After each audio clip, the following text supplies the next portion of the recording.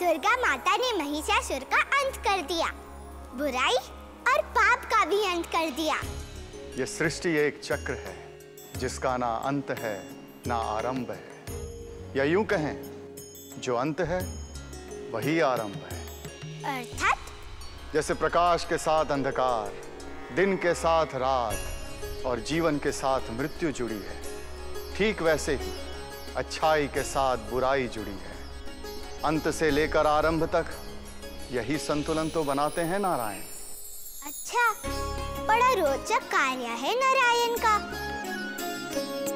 मैं अंत तो समझ गई, अब आरंभ के विषय में बताइए। नारायण का जन्म कैसे हुआ?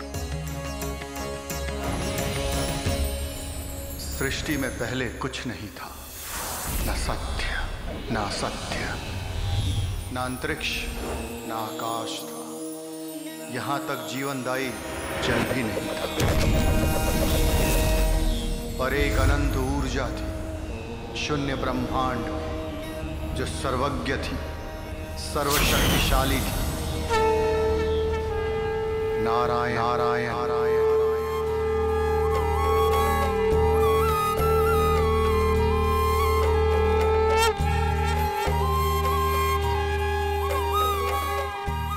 वो जो काल चक्र से परे हैं और काल में भी जो सृष्टि के रचना से पूर्व ही समस्त ज्ञात अज्ञात के स्वामी थे।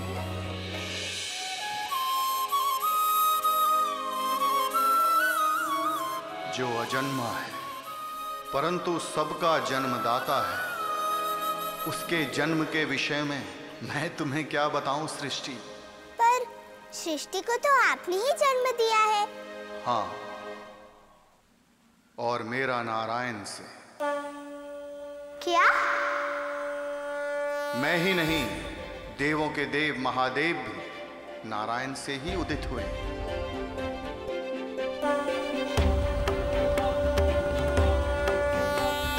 ये संपूर्ण सृष्टि ब्रह्मांड नारायण की ही इच्छा से हुए। वो कैसे ब्रह्मदेव? उन परम ब्रह्मा विष्णु ने इच्छा की एक से अनेक होने की। एकोहम बहुश्याम श्याम श्याम।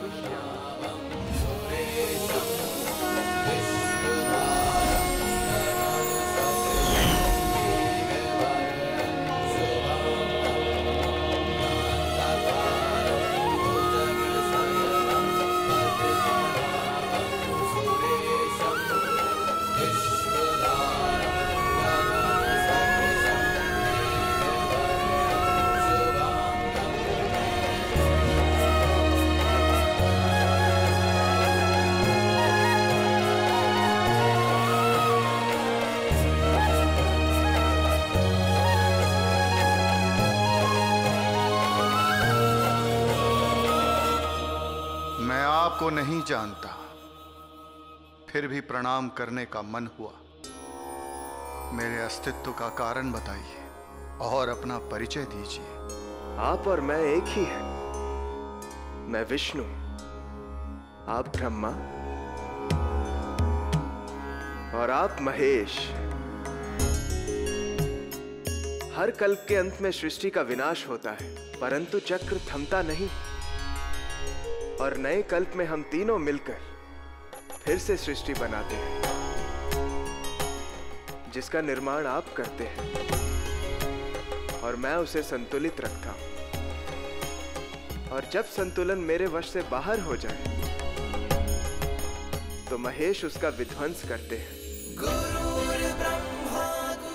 तो सज्जा हो जाइए एक नई सृष्टि के निर्माण के लिए।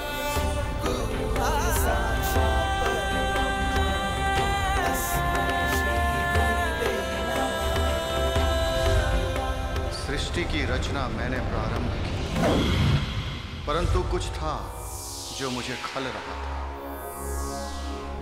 और मैं समस्या का समाधान के लिए नारायण के समक्ष।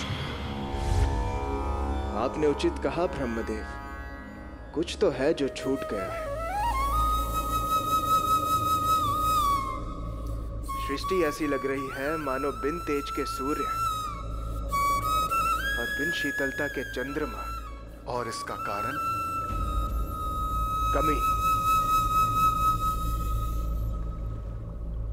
कमी वैभव की, रस की, कमी है श्री की। परंतु आपका तेज, आपका स्वर और आपका कर्म इतना दिव्य कैसे है? श्री के बिन वैभव नहीं होता ब्रह्मदेव, और श्री तो मेरे भीतर ही है।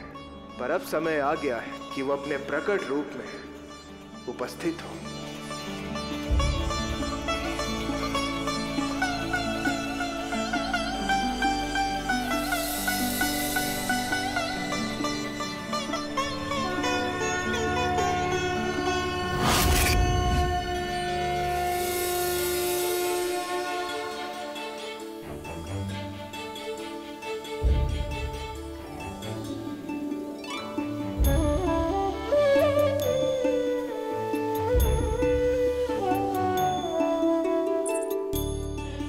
चंचला चंचला श्री का वो रूप जो हमें सबसे प्रिय है।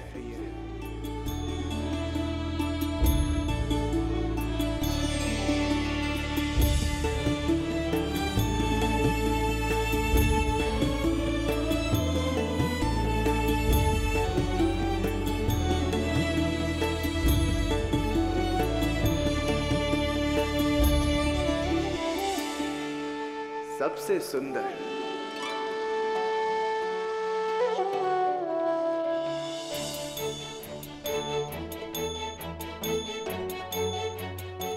सुंदर सुंदर तो ये स्थान है नारायण, जिससे मैं अब तक अनभिज्ञ थी।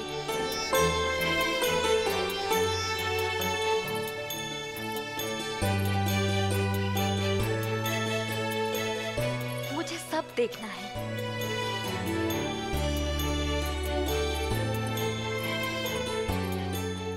मैं भी तो यही चाहता हूं कि तुम्हारे चरण हर स्थान पर पड़े।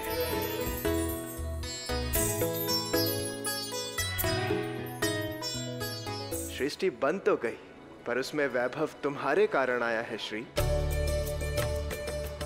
पूरी सृष्टि ही जैसे निर्जीव थी, नीरस थी, उन पे जीवन और रस का लक्षण तुम्हारे ही कारण आया है। इसलिए आज से ये समस्त संसार तुम्हें लक्ष्मी के नाम से भी जाने। तुम जिस पर प्रसन्न होगी, नारायण उस पर स्वयं ही प्रसन्न हो जाएंगे। इसलिए नारायण से पहले तुम्हारा ही नाम लिया जाएगा। लक्ष्मी नारायण नारायण नारायण।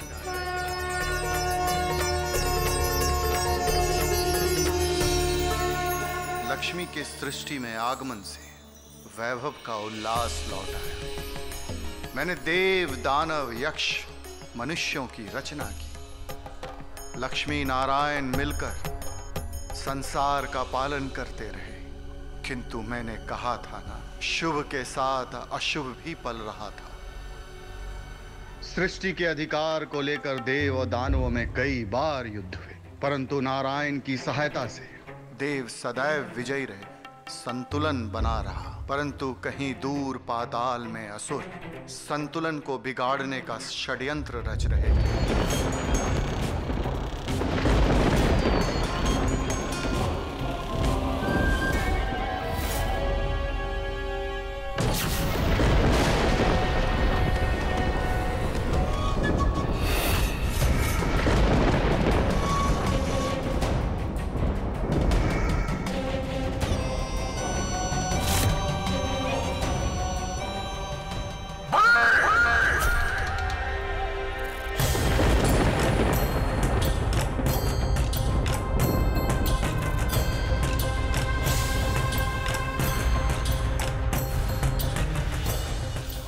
दैत्यों के सदा पराजित होने का कारण पता चला। आचार्य शुक्र को दैत्यराज बलि का प्रणाम।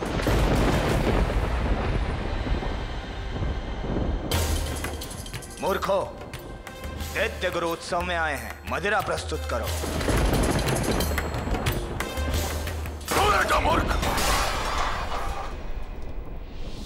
ये मद, ये मदिरा, ये मदन, यही सब हमारे पतन का कारण है। यहाँ शत्रु देवों की शक्ति बढ़ा रहा है और यहाँ दैत्यराज उत्सव में इन कन्याओं के साथ भोग विलास में अपना समय नष्ट कर रहे हैं। उत्तम, अति उत्तम बलि, मुझे तुमसे ये आशा नहीं थी। आपके क्रोध का कारण बना, उसके लिए क्षमा करें आचार्य, किंतु हम असुर हैं। मद, मदिरा, लोभ, काम, ये सब हमारी जन्म सिद्ध नियति है। आप ब्राह्मण हैं, महाज्ञानी हैं, हमारे आचार्य हैं। तब आप ही बताइए, हम इस नियति को अपने पक्ष में कैसे करें? ज्ञात हो गया है बलि, देवों को शक्ति मिलती है यज्ञों की आहुति से, जो मनुष्य ने अर्पित करते हैं।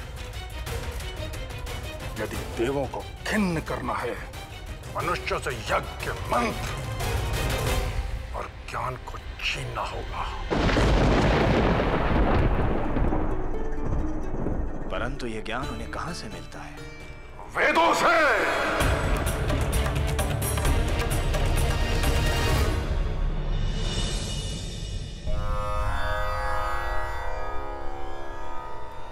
वो चारों बालक रूप में ब्रह्मलोक में क्रीड़ा कर रहे हैं। यदि इन्हें अपने वश में कर लिया जाए तो ज्ञान का लोप हो जाएगा, यज्ञ आहुतियां समाप्त हो जाएंगी, देव शक्तिहीन हो जाएंगे और तुम तीनों लोगों पर राज्य करोगे। ऋग, यजुर, अथर्व, साम, तुम सभी मेरे पास आओ। देखो, मेरे ध्यान में जाने का समय आ चुका है। उस समय तक संपूर्ण संसार में ब्रह्म ज्ञान फैला रहे, उसकी व्यवस्था तुम्हें देखनी है।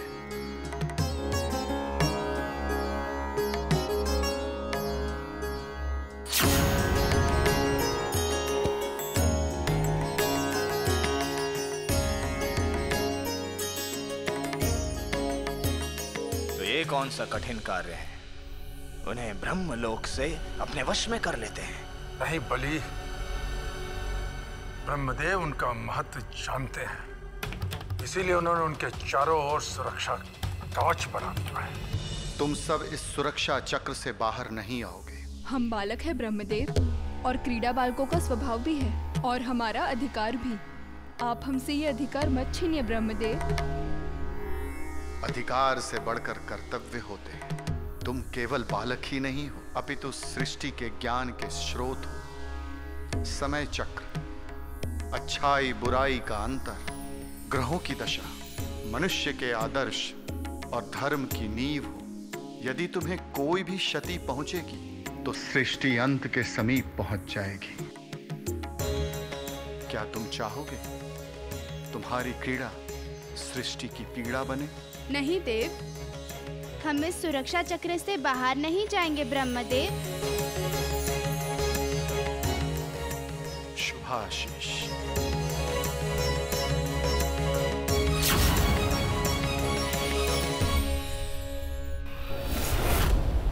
राक्षसों में शारीरिक बल तो होता है,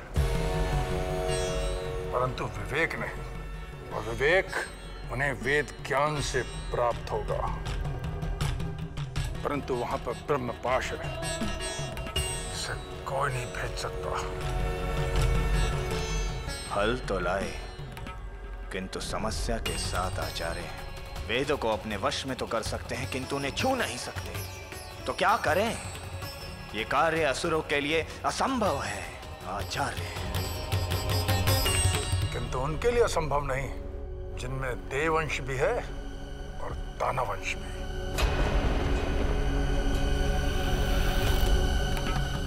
मधु, गेट अप।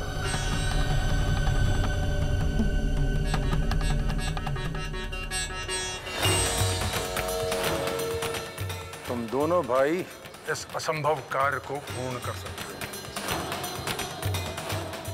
ब्रह्मदेव योग निद्रा में जा चुके हैं। देवंश होने के कारण ब्रह्मलोक के प्रहरियों को तुम भ्रमित कर सकते हो। यही वो समय है जब दैत्य जाति के लिए तुम्हें कुछ करना है। जैसी आपकी आज्ञा। विजयी भवा।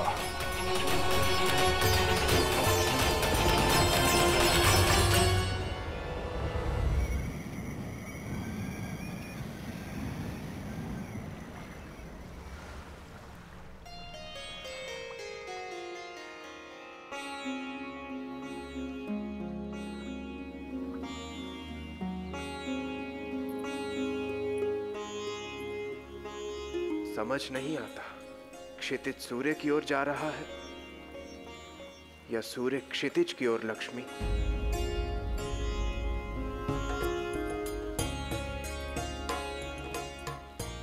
आपको कैसे ज्ञात हुआ कि मैं यहाँ हूँ? तुम मेरा ही अंग हो लक्ष्मी।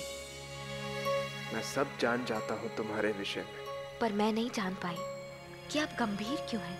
सूर्य की यात्रा के विषय में सोच रहा हूं। हर भोर निकलता है, हर सांझ अस्त हो जाता है। पर अपने साथ चंद्रमा भी तो छोड़ जाता है, अंधकार को हरने के लिए। और फिर आगे दिन भी निकलता है। और भोर और सांझ के मध्य की रात्रि का विरह कष्टकारी होता होगा ना? देव, आज आप अस्त, विरह ऐसी बातें क्यों कर रहे हैं? क्योंकि यही नियति है। पर हमारे लिए नहीं, क्योंकि नियति आप ही रचते हैं। पर जिसे रचा है उस नियति का पालन करना भी मेरा ही धर्म है ना।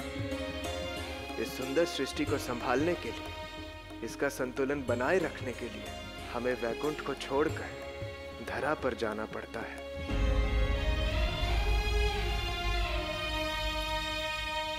यदि ऐसा था तो आपने मुझे अपने से भिन्न अस्तित्व क्यों दिया?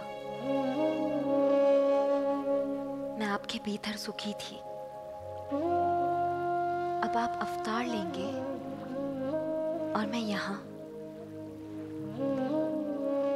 अभी तुमने ही कहा था ना कि सूर्य अपने पीछे चंद्रमा को छोड़ जाता है अंधकार को हरने के लिए। मुझे बातों में ना फैलाइए देव। आपके बिन इस श्रृंगार का क्या?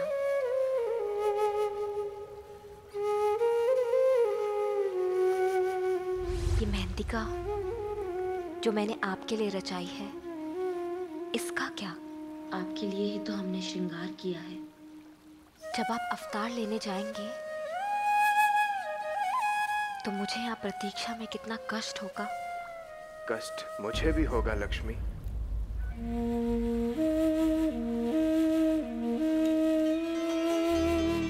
ये जो मेहंदी का तुमने रचाई है, कभी सोचा है कि इसे रंग देने के लिए कितना कुटना पड़ा होगा? एक पुष्प श्रृंगार करता है, उसके लिए उसे अपने हृदय में सुई की वेदना को सहना पड़ता है, तभी वो श्रृंगार कर पाता है। और इस सृष्टि को धर्ममय बनाने के लिए मृत योनि की पीड़ा को मुझे भी सहना ही होगा। ऐसा क्यों देव? आप तो पल भर में सब ठीक कर सकते हैं। ऐसा किया तो धरा के मनुष्य सीखेंगे कैसे लक्ष्मी? उनके मध्य उनकी तरह ही बनकर जीना पड़ता है। और हर अवतार संसार को एक नए जीवन की अनोखी प्रेरणा देता है। और इस सृष्टि का संतुलन बनाए रखने के लिए पालनहारी होने के नाते ये मेरा धर्म है। और तुम्हें भी मेरी शक्ति बनकर मेरी सहायता करनी होगी।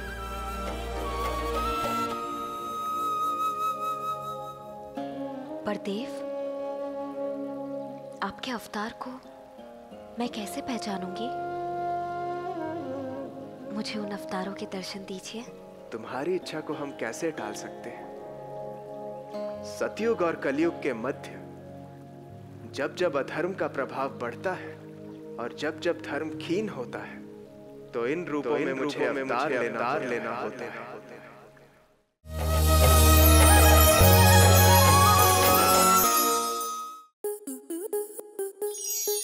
स्टार प्लस के ऐसे ही और बेहतरीन लम्हे देखने के लिए सब्सक्राइब करें हमारे YouTube चैनल को।